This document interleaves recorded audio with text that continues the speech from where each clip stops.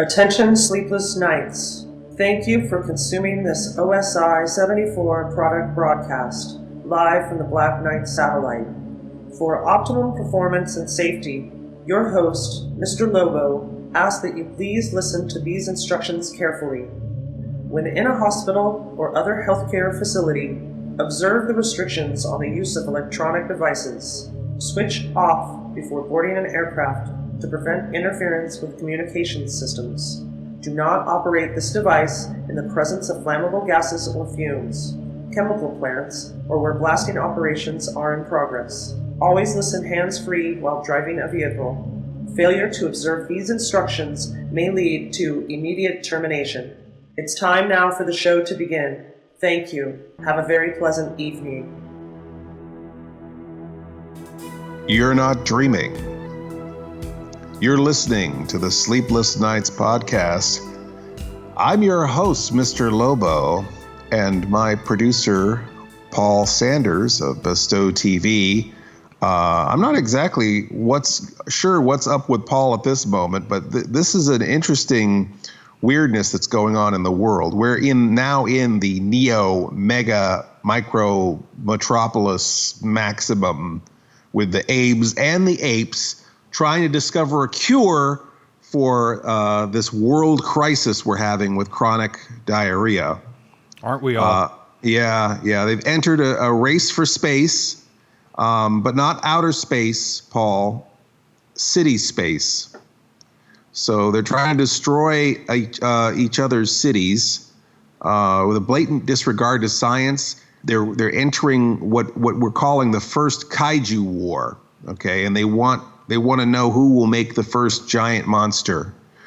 It's a race to make the first kaiju. So the apes are working on an enlargement ray to make an enlarged gorilla, sort of like a King Kong, I guess. So far, the tests have made them 10 feet, which is weird to see a gorilla with 10 feet. Looks more like a tarantula. Oh no, I guess that's 10 feet tall.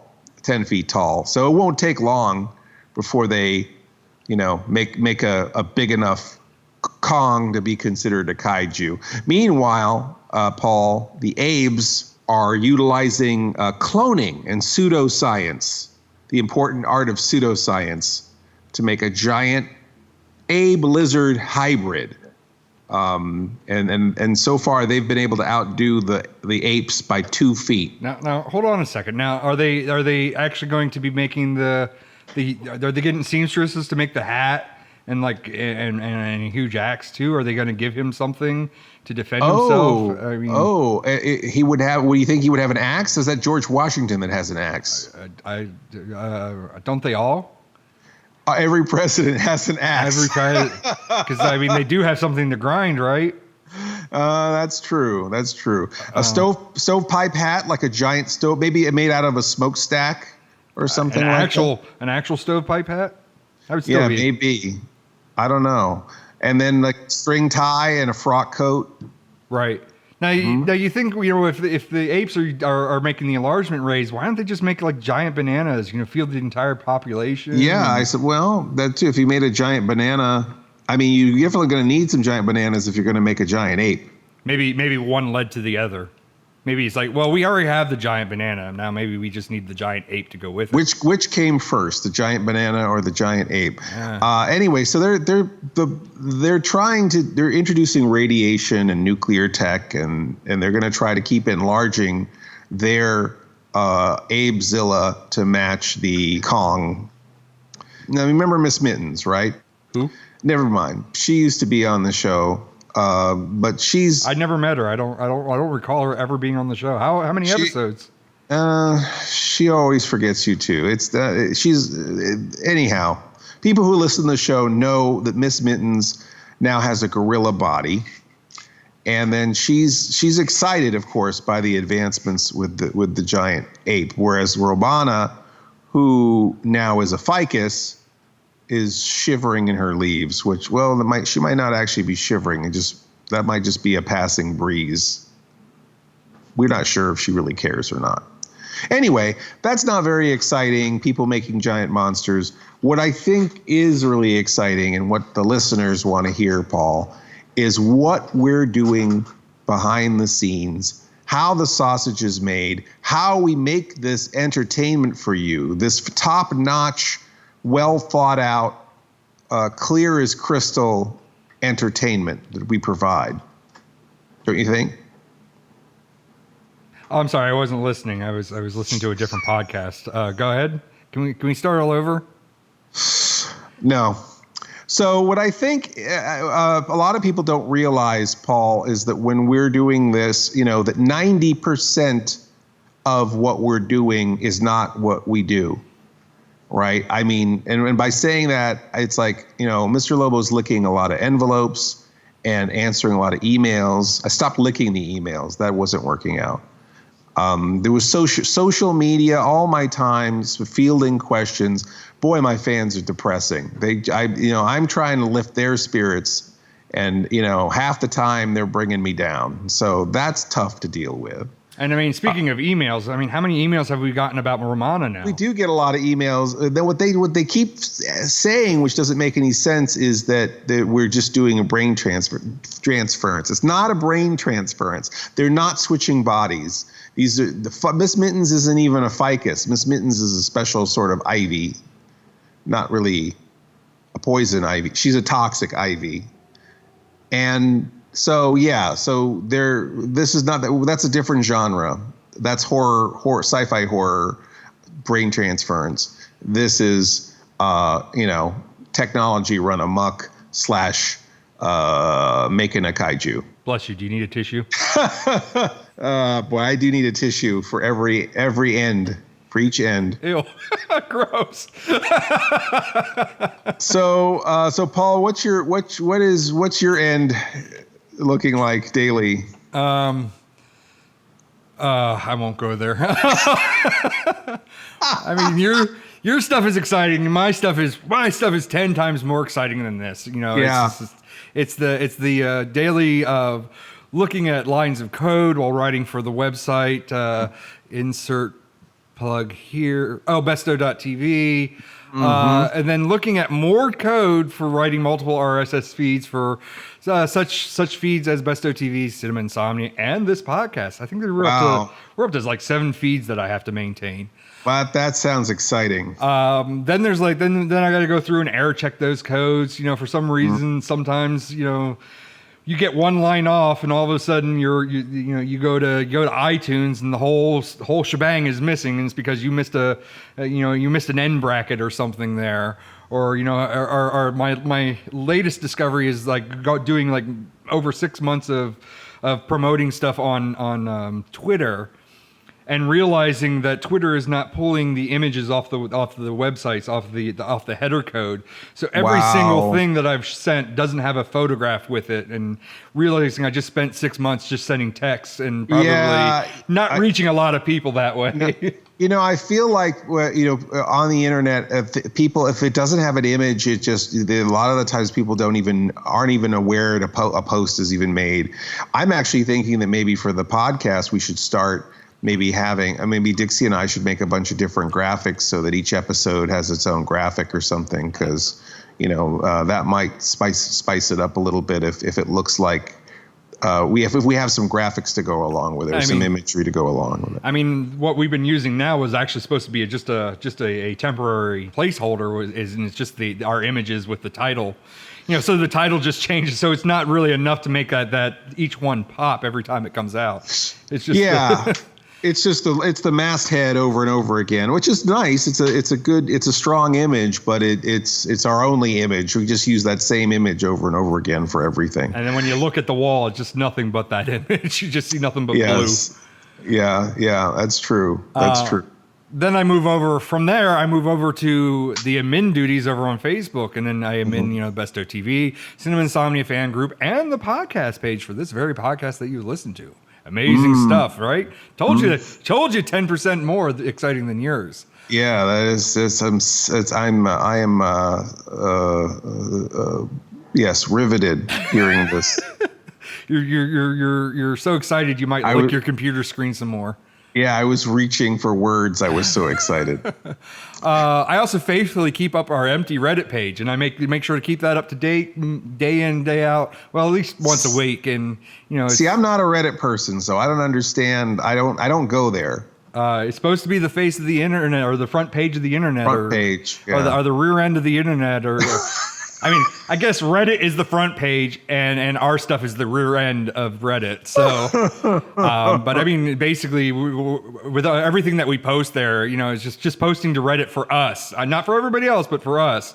It's just basically like painting your cellar. It's like, it's great, you painted your cellar, but nobody sees it, nobody cares, and no one goes down the basement. They don't know. Yeah. I don't know. I don't know why. I mean, is that just not our demographic? I suppose. I guess. I mean, when I do look at the stat, I mean, nobody interacts with it. There's nobody votes it up in anything, and we kind of want that interaction to make it visible to other people so that the algorithm picks it up. But it goes in there and it only has that one thumbs up, which is just me when I make the post. It's the same complaint of maybe why you're throwing it off by thumbing it up yourself. Right. I mean, it's like that thing where people always say, "Why do you like your own Facebook post?" I'm like, I wrote it. Why would I like it? But yeah, so they don't care. They don't upvote it. More than likely, most people downvote it. But we're in our own little segment. We're not posting in other people's subreddits. We have our own subreddits. So that's our little space of Reddit. So, but when you go and you look at the stats, here's another fun aspect is looking at over the stats and then stressing and pulling out your hair. That some of the web traffic that travels both to Mr. Lobo's YouTube and my YouTube as well is roughly about 3%. So 3% of people, they're clicking on the videos and watching them. They're just not upvoting it and doing any other sorts of interaction. They're not chatting with us. Or anything. I guess they say that like any sort of promotion, unless it just catches fire, you could expect about a 2% return. So you're doing a little bit better than that. I mean, at most is I'm maintaining our space. It's our space there. Nobody goes there, but it's there. Someday, maybe in an archaeological dig, somebody will dig up that time capsule and be like, "Oh, look, Paul posted some memes, and that's great." Yeah. Yes, we've got that. Let's downvote this 6 times. He's not around to. Anyway, I forgot to mention also adminning both the Bestow TV and the Mr. Lobo YouTube. Mm-hmm. Which Mr. Lobo YouTube, by the way, this might be a surprise to you, just crossed 1,000 subscribers. 1,000 subscribers. That's fantastic. So we're rich now, right? No. And we're now allowed to make our own little posts. We have a little community tab now. So. Community tab. What does that mean? We could start buying beer? Basically, it's YouTube's version of Facebook, but shittier. Oh, okay. All right. Well, that's par for the course for YouTube. Do you remember MySpace? Yes. Shittier than that. Sometimes I miss MySpace. Sometimes I feel like I was getting better traction on MySpace. You know what? I probably should stop posting to Reddit and going back to MySpace. We'll probably get more interaction. That would make more sense. And then finally, I just I help maintain the Patreon that supports this channel, and just keep it all up to date. Where Reddit is a space where nobody cares about our channel or what we do, Patreon is a place that's filled with people that very much care what we do. Yeah, not to keep everything on a downbeat thing, because really Patreon has been really pulling through for us in a lot of ways, and I'm very excited about the Sleepless Knights podcast Patreon. I mean, we have a good, nice little core of people there. Some of them are giving like $5 a month. $5? I mean, are we even doing $5 worth of entertainment for these people? Not a month, per show, right? $5 per creation. Does that mean that we got to switch from a night show to a morning show? We have to have all those weird sound effects and horns and stuff? Yeah, it's like, hey, it's 11 minutes after the hour. Let's check that traffic. There's nothing but space out here. Back to you, Mr. Lobo. Okay, now it's time for our big giveaway. No, I don't know if we need to have that kind of energy. I think that would scare him away. But I mean, I do feel like I'm not quite giving $5 worth of entertainment. I mean, maybe like I might be giving $2.50 worth. I mean, maybe for $5, does that mean I should start wearing pants? Maybe I should take my pants off. Maybe I could. I don't know. You could just wear my pants, and I won't wear any. And maybe that will make it worth $5. I don't know if that's worth $5. No, I don't know that either. But other than that, the other thing that's interesting are these people who are giving, because we were expecting most people to just give $1 for a podcast, but a $5 podcast, that's like better than a $5 foot long, you know? Mm-hmm. That's 5 fun-sized candy bars. That's right. But the kind of Patreon. Does Tron go to Patreon? Oh, God, I hope so. I love Tron. Can we retire this bit now? Because We're tired of that joke. They used to be at the beginning of every podcast. I miss it, but since we switched over to the new podcast or to the new Patreon, that we kind of lost that joke now. So yeah. What I was going to say about it is that we've got a certain kind of patron that is supporting all three: Cinema Insomnia, Outer Space International, which is for the channel OSI 74. And now Sleepless Knights podcast. So like people like Lorraine, we're calling her a triple threat because she is supporting all three. She's a buck in everywhere we're at. And people like Wendy too, who's not only supporting us on all of our different Patreon platforms, but she's donating like props, and I mean she's making props for 2 of our new episodes that we're developing. So thank you, Lorraine. Thank you, Wendy. Thank you, all of the people who are like Brian, who's giving us $5. And maybe I should sing a song here. Wait. You start from the beginning, and I'll sing a song. Ready? All right. Ready? Okay. And 3, 2, 1. Like Brian and Cinda and Joe and Melissa and Rob, thank you so much for supporting us. Like I said, most of you are giving $5. I can't imagine us ever doing anything worth $5 on this show. Wow. That's a short episode. Well, good night, all. Good night, everybody. See you next time. That seemed really fast. You have been listening to the Sleepless Knights podcast.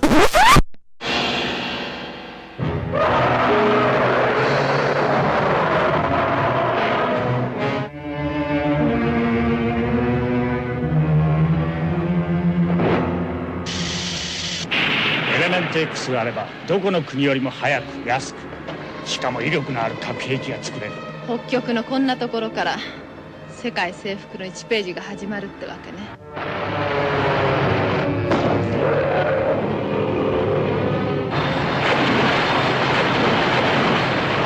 安定装置が故障しました。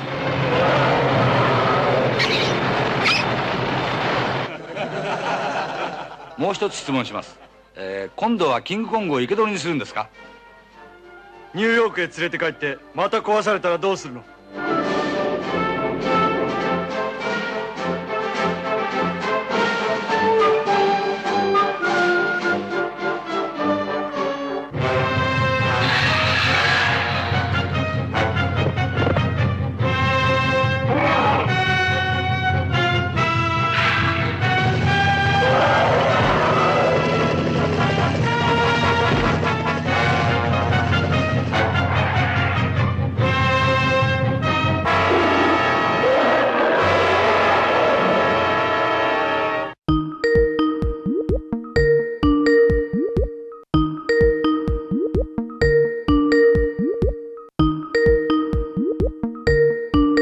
？Yeah? What do you want? Paul. What? Paul, we ended the show too soon. We were ended 3 segments early. We gotta go back and finish the show. All right. I'm gonna pause this movie. And you know what? You can have these pants back. They make me itch. And just so you know, those stains were on them when I got them. They were like that when they got here. I'm gonna beam them right back to you. Oh, you're gonna beam me my pants back? Excellent. And I don't believe you about those stains, Paul. Well, you don't believe me about the stains, but I have a question. How can I beam pants back to you, but you can't beam me back to Earth? Like, why do I got to stay out in space? The molecules in those stains in those pants, Paul, are a lot less complicated than your molecules, but not by much. You think with the $5 upcharge that we're getting now, we probably can start working on that technology, you'd think. I guess so. I mean, I think we're having a hard. I don't know if we're we didn't even give them like 1/4 of a $5 worth of a show. We only gave them like one segment of a $5 show. So what is that? $1.25's worth of a show? All right. Well then, all right. I got it. I got $575 worth of a story. You know, I got to tell you. You have a $4.75 story. Is that what you're trying to tell me? Yeah, that's what I'm telling you. All right, let's hear it. I'm going to tell you, you know, what happened, you know, because you didn't hear this. This happened since last week after we signed off on the podcast. Yeah. You know, what happened to me just last week alone way outweighs whatever's going on Earth. Mm-hmm. As the viewers know, you know, we were all doing the virtual diner. You know, I was eating at the virtual diner at the edge of the universe, and when we signed off and the bill was paid, you know, I had left the shop, got back in my pod, and you know, apparently I was being tracked and captured by, ready for it, space pirates. Space pirates? Are you serious, Paul? Space pirates captured your pod. Yeah, and I'll tell you what, they do not look the way they do in movies. I mean, they're not cute talking raccoons with sass. Mm-hmm. They are not sentient trees. They aren't one-eyed, hook beard, or peg-legged. Well, I mean, some of them had like 4 peg legs, but they had like 8 legs. But you know, they didn't have one peg leg like they're depicted in the movies. But anyway. Yes. You know, as they were all like kibitzing on what they were going to do with me and see what I was worth. They thought that maybe they could sell body parts on the black market or something, on the black beard market. And you know, I saw an opportunity and I seized it. Mm-hmm. And I made my way back to the pod and I escaped. Wait, Paul. What? Not a pod, right? It's okay. I made my way back to my pod, and I escaped into space where I crashed into a nearby planet. Maybe you heard of it. S31 PR34. S31 PR34? Yeah. You were on planet S31 PR34. Yeah, what does that mean? That was the planet you landed on, S31 PR34? I'm pretty sure that's what the big sign said. It said, "Welcome to S31 PR34. Oh, wow. What does that mean?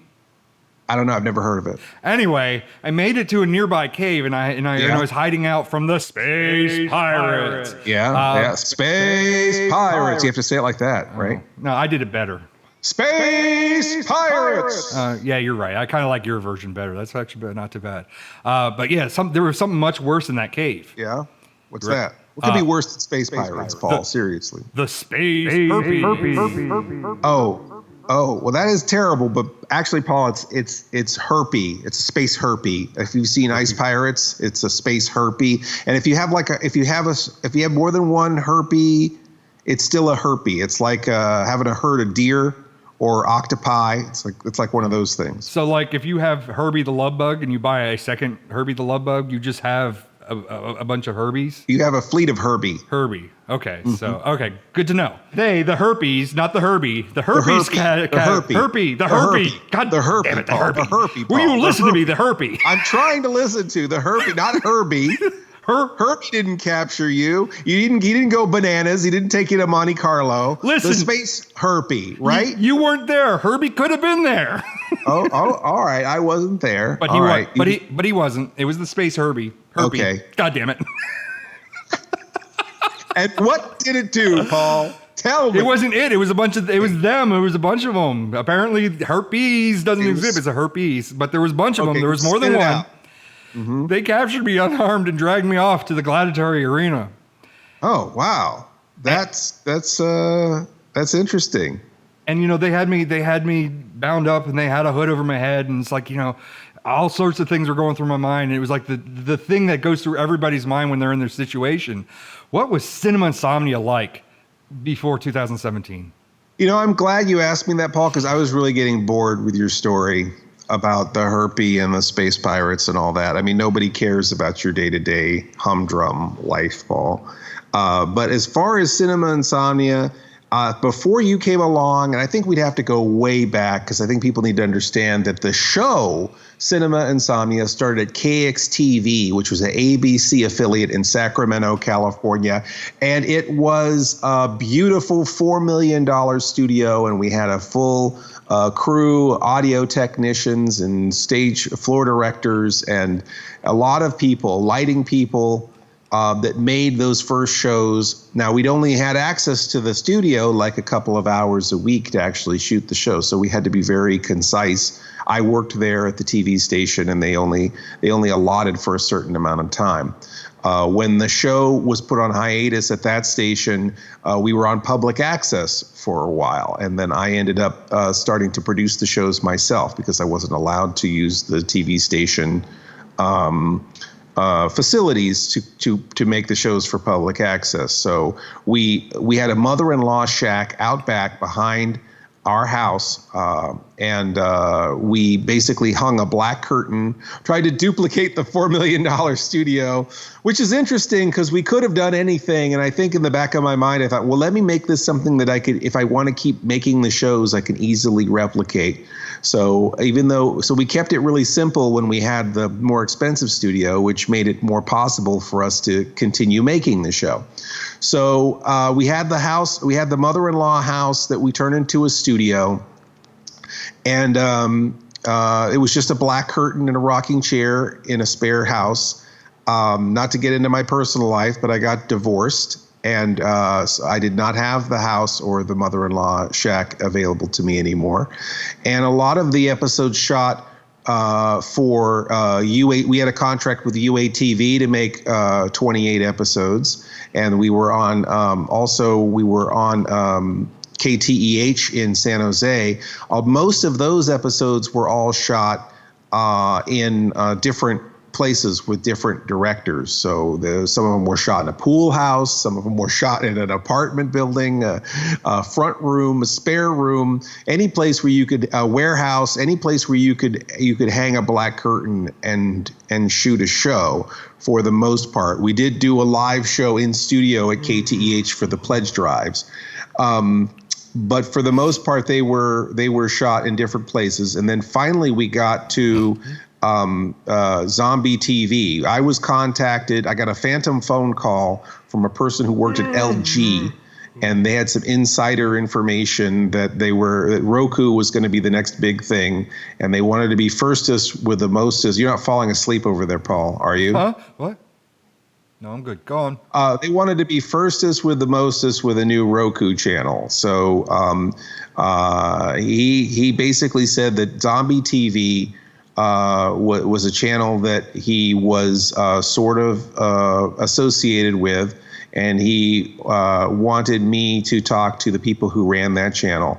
And that person ended up leaving the channel, probably because if you're working for LG, which makes televisions, you shouldn't really also be involved with the TV channel. But anyway, that being said, I'm just getting myself in deeper and deeper trouble with this one story.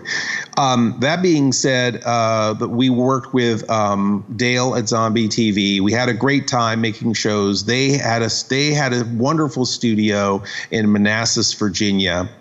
That was a giant hangar that was turned into production facilities, and they were excellent at making in set designs and buildings, props, and all that kind of stuff. And we had a full crew and a full studio once again with at Zombie TV, and those episodes looked beautiful. But then they sold the company once Roku did boom.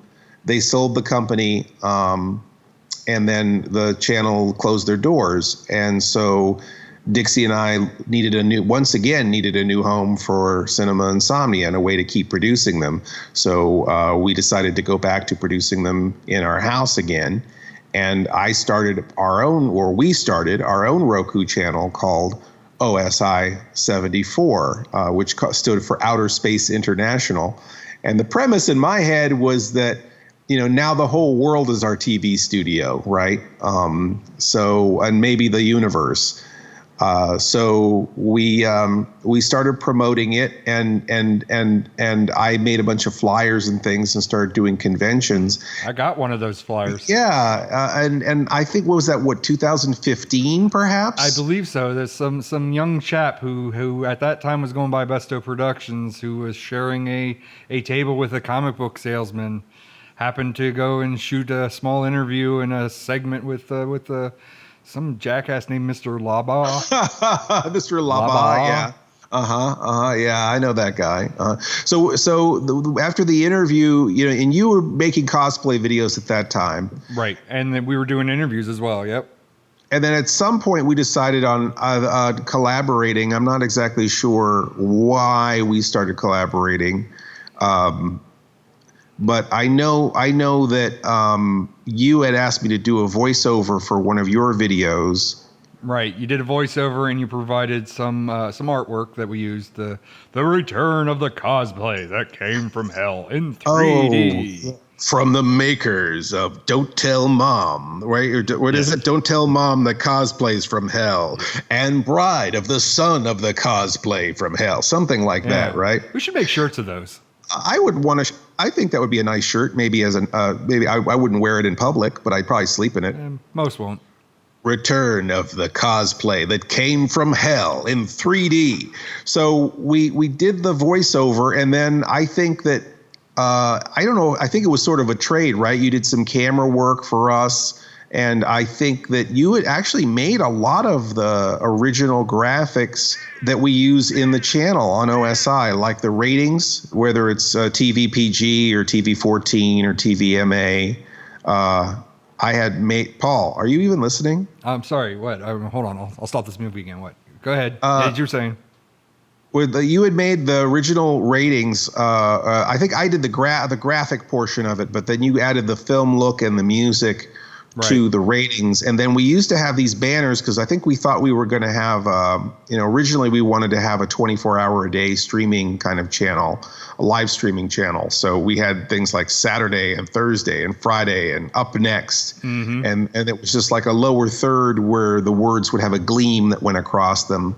And then you had devised a way to make that gleam happen. Right. It was I made you provided all the stuff, and I made the template and just kind of sent you just that lower third with what's called an alpha channel, and you just kind of plop that on whatever you needed. I mean, it's still in use. You still have some stuff that's on there. Oh, it's all over the channel. Yeah, we still use it a lot because I like that feel of a TV station where certain shows have associations with certain days, even though the programming is on demand. I like to think of it as like Taco Tuesday, right? It's like it's a serving suggestion. Certain shows have a Sunday feel or a Saturday feel or a Friday night feel, and so we've kept that as part of the channel. So really, all of the graphics that you helped us make for the channel still exist on the channel, and then Aaron finally started visiting out here and helping us make shows, and then like I think there was a little bit of crossover, but really we barely got that much time. I've never got there was very briefly we got both of you together where we actually got to have a luxurious crew of two people on an episode. The planets aligned where Mr. Lobo could actually have two competent crewmen on a show at the same time. But that's just how it goes. It's maybe in the future after all the chronic diarrhea is cleared up, we could all be working on a show at the same time again. How much time we got, Paul? It looks like it's time for me to go back to this movie, man, because it's like, I've been drifting in and out and kind of watching it. So, good night, folks. All right. Time flies when you're having fun. Good night, everybody. You have been listening to the Sleepless Knights podcast.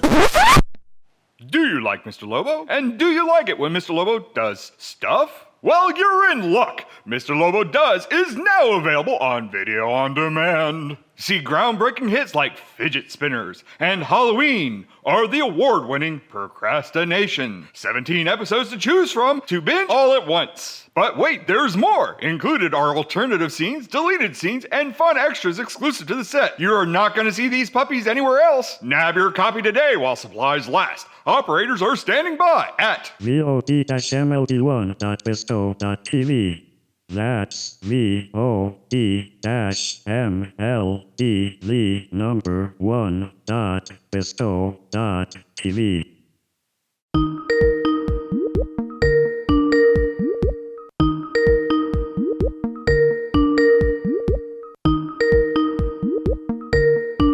What do you want? Paul.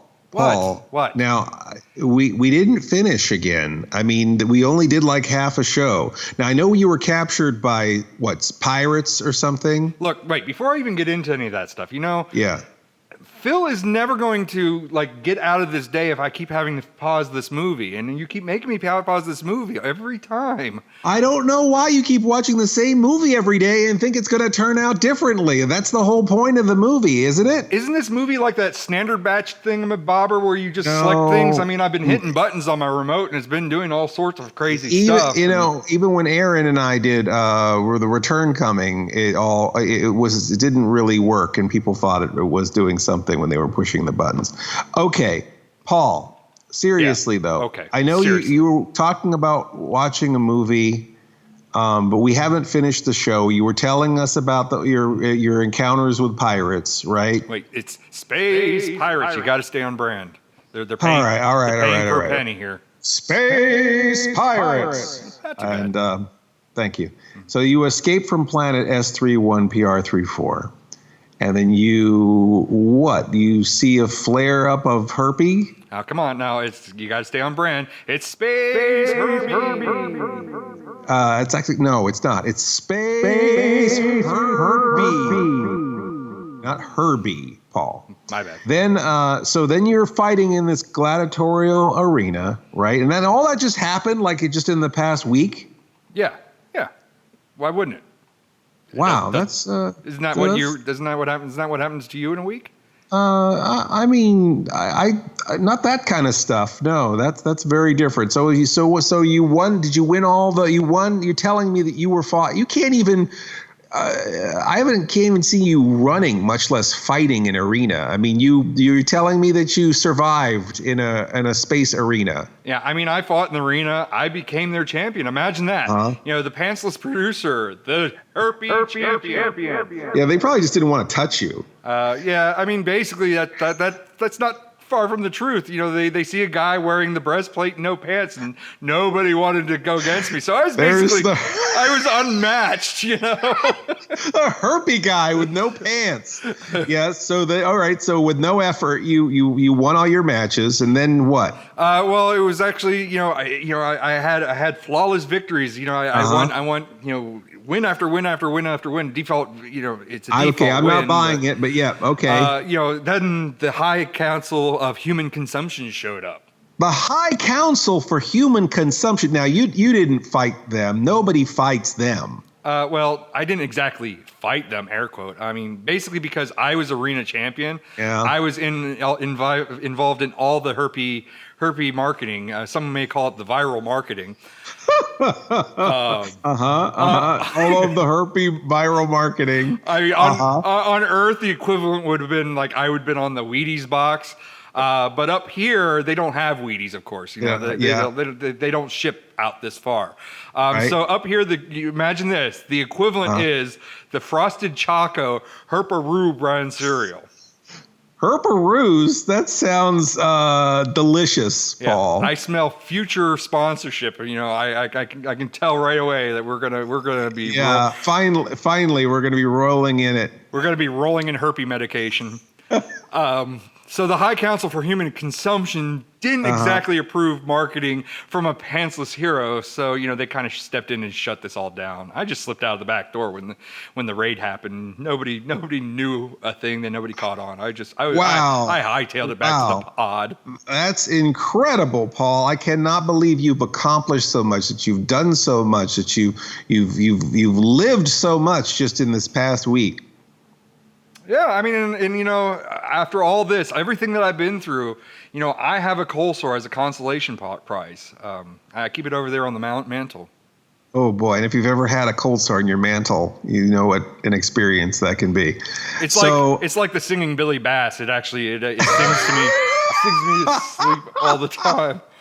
What did the bass actually sing? Do you remember what the actual singing bass? Blah blah blah on the river. Blah blah blah. Oh yeah, Take rolling on the river. Right? Was? I don't know. Smoke me on the crack pipe. Smoke me gently. Roast me. Truly, I don't know.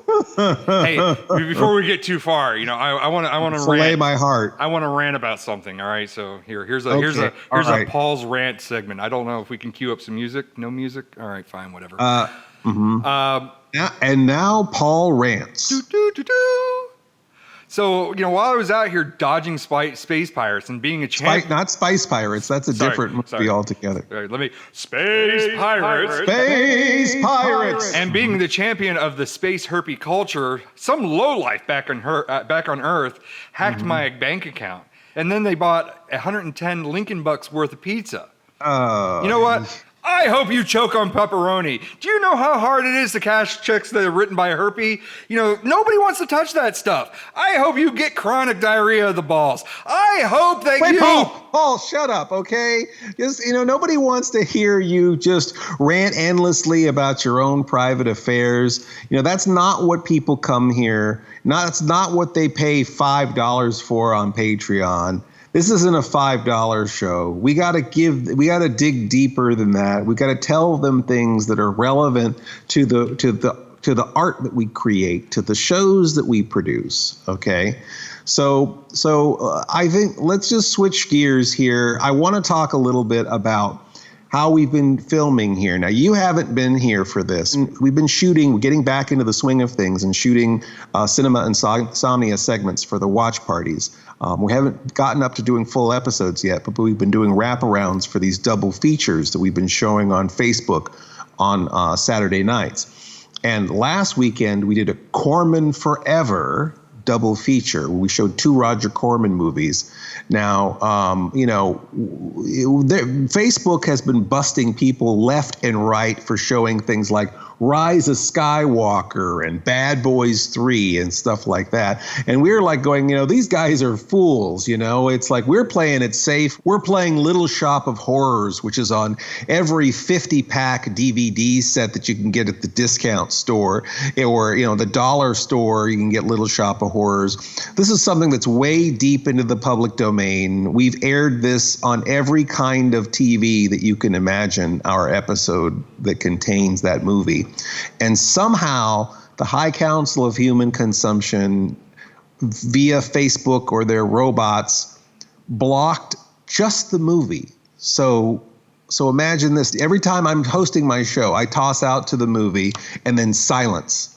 And then it comes back to me talking about a movie that nobody can hear. And then I toss back into the movie again and it's complete silence. And, you know, we thought about doing like, you know, riff tracks or what's the other one? Mystery Science Theater 3000? Mystery Science Theater, yeah, or a bad lip reading. Yeah. But none of those things, you know, I mean, obviously we weren't prepared to do anything like that anyway. But it just, I ended up just basically taking a poll from the people in the watch party. And a lot of the same people who are our patrons are in that watch party.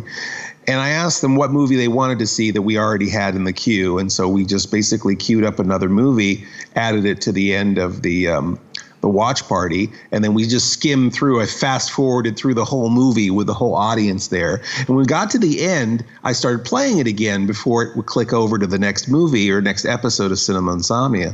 And at the very end of it, you know, Aaron re-edits the movies and does these real cheeky things. One of the things he did was he took the music from the 80s Little Shop of Horrors, the Frank Oz, big budget, you know, big studio movie, the 1980s Little Shop of Horrors, which is not in the public domain at all. Took some of the music from that, the famous progression, you know, the ba ba ba ba ba, you know, that whole part. And he put that music in there for the ending of the movie. So he has it ramping up in the climax.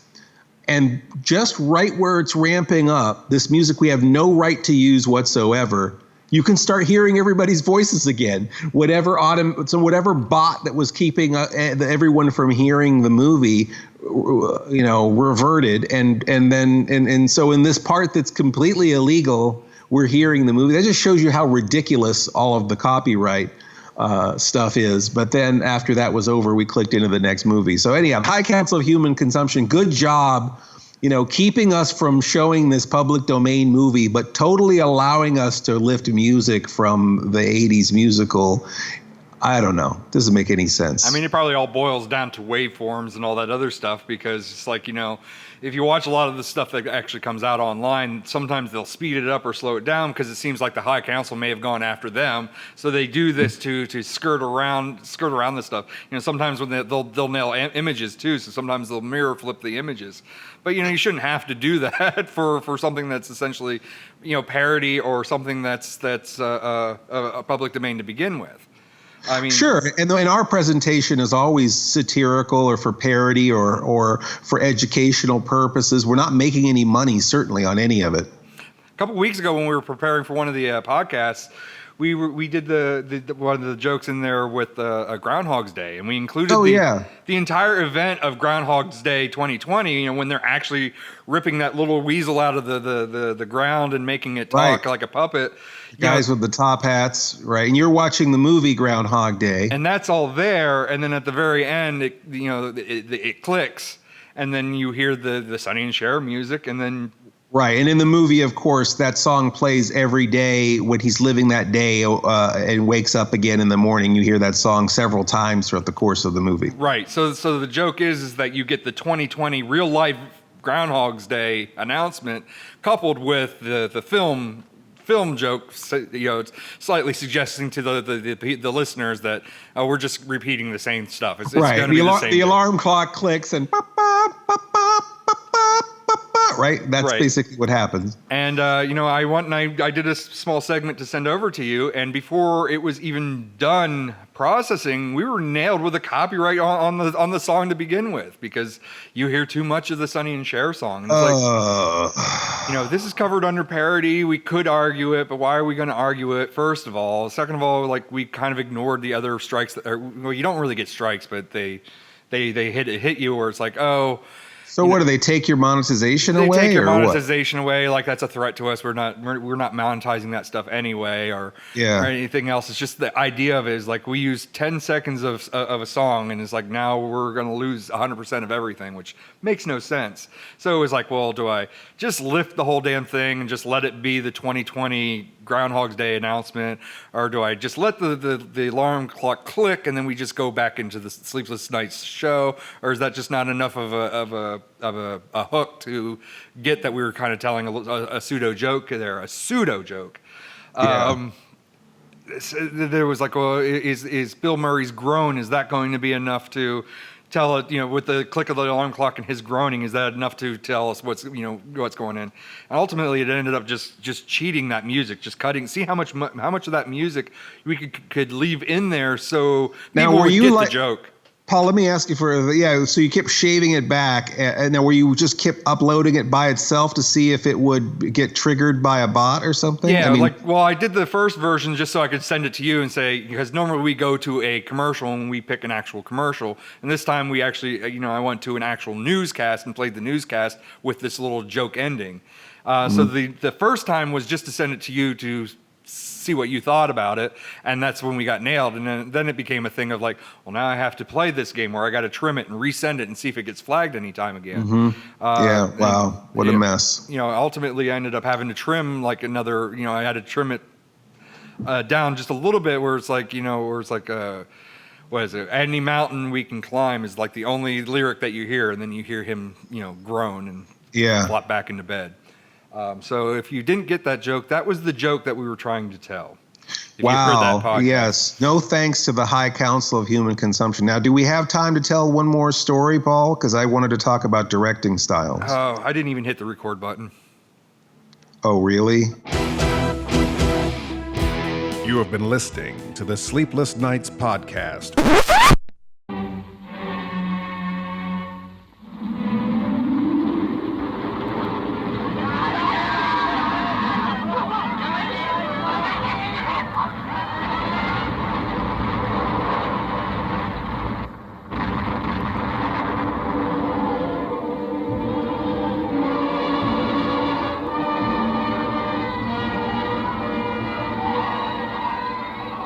ゴジラに光を当ててはいけません。ますます怒るばかりです。200万年前に生息した自爆の大怪獣ゴジラ。水爆実験はついに太平洋に眠る大怪獣の怒りを買った。放射能を発し、白熱の大光を吐きながらゴジラは東京へ上陸した。許可反対です。またわしは気まぐれに言ってるんではないよ。あのゴジラは世界中の学者は誰一人として見ていない。日本だけに現れた貴重な研究知らず。しかし先生、だからといってあの凶暴な怪物をあのままほっとくわけにはいきません。君までがゴジラを抹殺しようというのか。バカな。素人のあなた一人を海の中に放り込みますか。俺が死なない限り、どんなことで再び使用する立場に追い込まれないと誰が断言できる。もしもそれが恐ろしい目的に使用されたとしたら。青年科学者芹沢が秘めた恐るべき発明とは。離せ。長年の研究の成果を何ちゅうことなさるんです。離せ。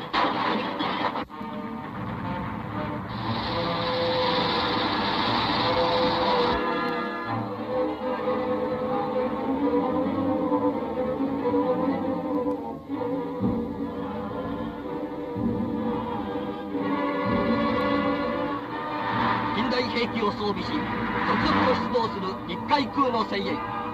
ゴジラの恐怖から脱出する難民の群れ。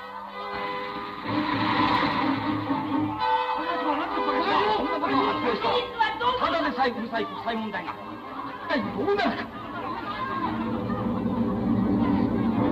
あ、終わったか。頼むよ。はい。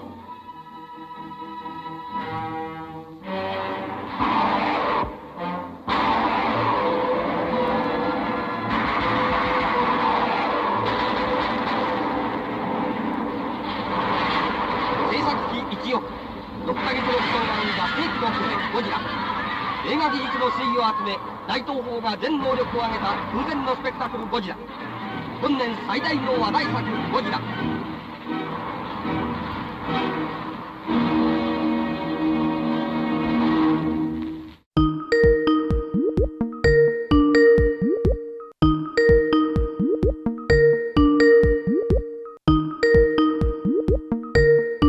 Hello, Paul. What do you know? What do you want? Look, I feel bad about that last segment. You know, let's try to make some peace and we'll record another segment. Trash the whole episode. I mean, honestly, are we missing a segment? I'm so confused. Are we missing a whole segment now? I mean, I got it pretty much worked out. I can just put up like squirrels chittering and stuff. I mean, honestly, according to the analytics, people only listened to the first fourth of the show, so they probably didn't even miss anything. You know, I mean, don't know. This is why I don't look at any of the statistics or the analytics. I mean, it sucks because now nobody will ever know how I escaped from the herpy, but whatever. It's I don't fine. think anyone cares. Honestly, we can get into the meat of the subject. I don't even know what. Like, I mean, again, I'm really totally confused. I mean, how? So we're gonna try and do another segment. Yeah, sure. Let's just wrap it up. We'll do the end. So we're gonna do the fourth segment. Okay, we're doing the fourth segment, and then how do we know when the show's actually over? Well, then, I'll let you know. I'll tell you when we're up. You're going to tell me. Yeah. So I don't know if I trust you. I mean, how do you normally time out the shows? I mean, Gal just starts bringing up the music. Gal 9000 just cues up that music. So you're letting a computer make creative choices on a radio program. And you let a houseplant drink, so what's the difference? Oh, okay. Now you remember Miss Mittens when you're trying to come up with a dig. Now your memory is returned miraculously. Oh, that's her name. That's Miss Mittens. That's Miss Mittens. I thought Miss Mittens was another houseplant. Yes. Well, she's more than a houseplant now. She's a gorilla, but it's going to take too long to talk about that again. We want to talk about behind the scenes. I really wanted to get into directing styles. I mean, there are a lot of differences between shows that I'm directing or the shows that Aaron is directing, shows that you are directing. When we were all here working together, it's actually pretty great. I really love that one. This is one thing I really miss with you not being on the shoots is you used to do these great 3x5 cards for all the different segments, and they would have, the props that were needed and the sort of, all of the elements sort of all kept track of. And then when we were done shooting that portion, we would just put it in the discard pile. We'd mark it as shot, and we would take notes for your audio file number, the video file numbers. It's actually something I picked up from a different shoot. That was something I had to do for a professional job, just so that you can keep track of everything that you need. Because if we're shooting out of order and we need specific props, we don't want to overlook or forget about that, because we're not necessarily reading directly out of the script. We're kind of working in the moment, so to speak. So sometimes things can get overlooked. So it was just nice to have that stuff on hand. That little shorthand. You don't have people flipping through the script over and over again. You have it all in one place, all the things that you need to get through the scene. Yeah, and that little shot about the show not being professional, I don't think that went over my head. That went right into my heart, stabbed me right in my heart, Paul. I just want you to know that. So yes, we don't always do things very professional over here. I think that another thing that is sort of different is the interviews. Like, I think about interviews that we've done for Cinema Insomnia, where we would just. I think a lot of times in the early ones, I think I kind of wanted some of the interviews to go south on purpose for comedic effect. But then the setup was usually we would have a stick microphone, and then I would point it at myself and then point it at the person. With the interviews we did for Creative Continuity, I was wearing the lavalier microphone, and then the talent would have a stick microphone. That was one thing I noticed that was different. And you were a lot more prepared usually too. A lot of times you would have the interviews all worked out in advance, where a lot of the interviews we did were somewhat spontaneous. Do you remember what I always told you if you ever get stuck? Because this is the same thing I tell that to all the hosts that were in front of the camera, was that if you ever get stuck, it's where have you been? Where has your career been in the past? Where's your career currently? Where is it going in the future? Is always instant go-tos if you ever get. Oh yeah. I do remember that. Yeah, you did have some. I remember you had some good, go-to. If you get painted in a corner, there's some things to ask. Because a lot of times we were picking out people that neither of us knew, or one of us knew and knew well, and the other one of us didn't know as much. So you kind of get stuck because you're trying. You know that there's people that are interested in that person, that celebrity, that artist, whatever. That you don't want to cut them out. If they're available to you, you want to include them. So you have to kind of figure your path around. How did you get started? Tell us about your current project. Where are you going in the future? Right? Correct. Those are the things. Open-ended questions are very important too. I mean, I remember I was interviewing Sid Haig at WonderCon, and that's a pretty, I guess, a good interview. We have a good rapport, and that was something that was really important to me, is that I wanted to have a rapport with the people I interviewed, because I always felt like when you see people being interviewed, there's a point there where you ask them the question that everybody asks them, and they click into automatic pilot and they start telling that same anecdote almost word for word to every interviewer, and I felt like, well, someone already got that question answered. Someone already has that stock answer. I want to try to get something out of this person that we haven't got out of this person before. Having someone sing with you, or having someone tell you a joke, or tell you what their favorite toy was when they were a kid, or anything but the same answers to the same questions that you've heard over and over again. That was one thing that crossed my mind. And then there was a guy there who was with a very popular blog or a website, and he didn't have time to interview Sid Haig, and he gave me his questions. And he said, well, you can ask him these questions. And I read over the list, and it would be like, Mr. Haig, you made an important decision in May of 1963. What was it?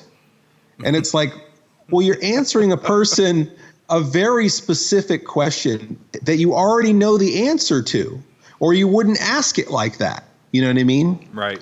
You worked with this guy in 1972. What was it like working with him? What kind of person was he? Those kind of questions. That's another one that I think is really funny too, because it's almost like, what was it like working with this more interesting person, right? Well, I'd rather be interviewing Steven Spielberg. What was it like to work with him? Right. You know? So that's another thing that I always try to do, is to keep the questions relevant to the person, specifically, and not trying to goad them into talking about somebody else who's more famous or more notable, I think, unless it seems like they want to take it there. Usually they'll try to take it there. On a few occasions, we did it because we knew we were going to interview the opposite person. So we were going to ask the exact similar question to that person. So we got both sides. So like when we go and we interviewed Lloyd Kaufman, we asked, what was it like to work with the Angry Video Game Nerd? What was it like working with James Ralph?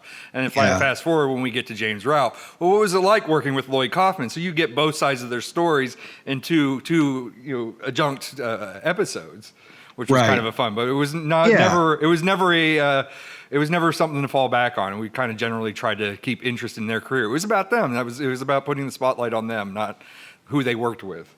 Yeah, and to really try to develop a rapport with that person and to have a conversation. At least that's what I try to do, is have a conversation with them where they really feel like there's some give and take, and that the person is really interested in what their answers are. I think that, I think of the things that we've interviewed people. I mean, I had Neil Adams tickle me, for God's sakes. Something we thought never was going to happen. I didn't even think we were going to get that interview. No, I thought that guy was going to kick my ass.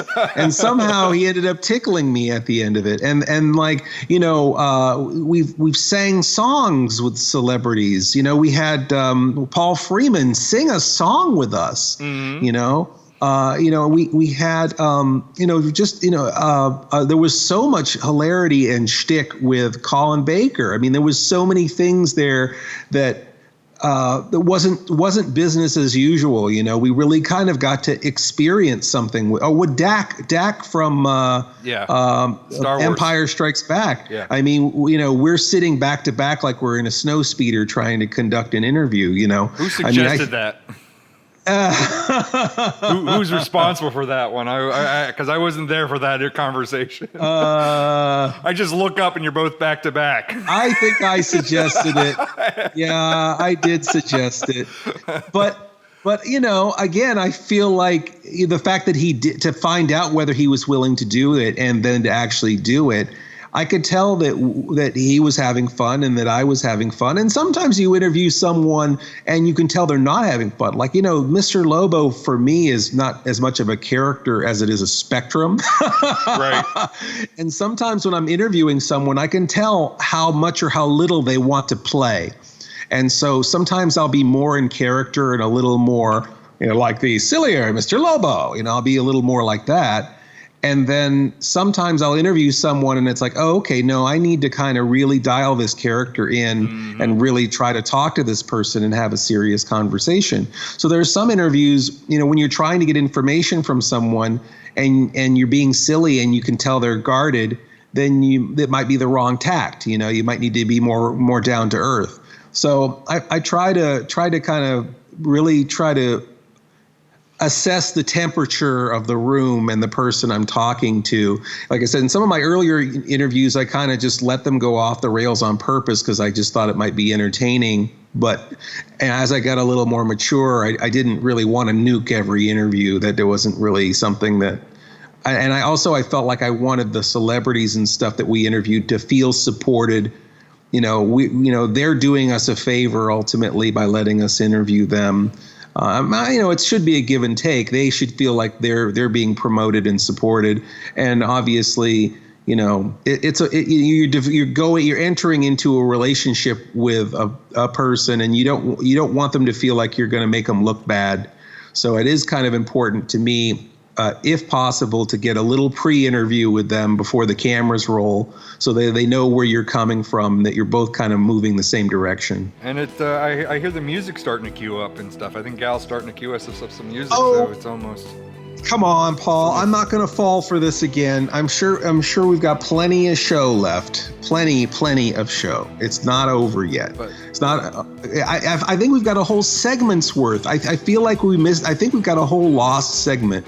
So we probably are like 12 minutes under, at the very least.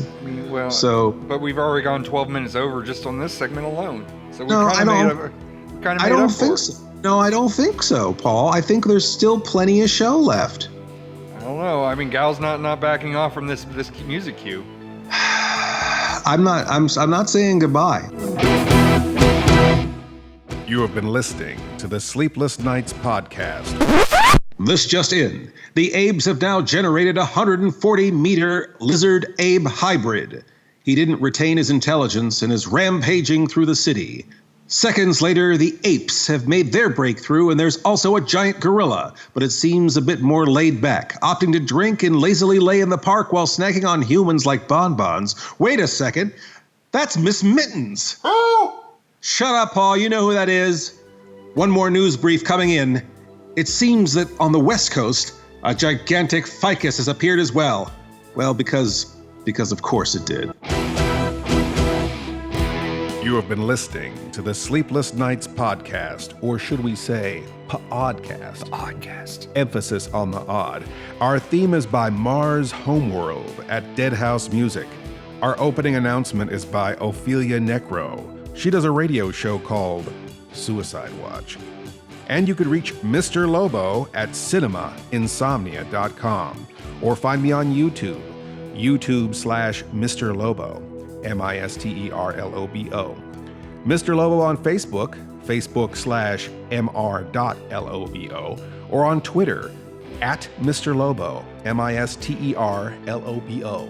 Or you can find myself, Paul Sanders, or better known as Bestow TV, at Bestow.tv, on YouTube /Bestow TV, on Twitter at Bestow Prod, PROD, and on Facebook, Bestow TV.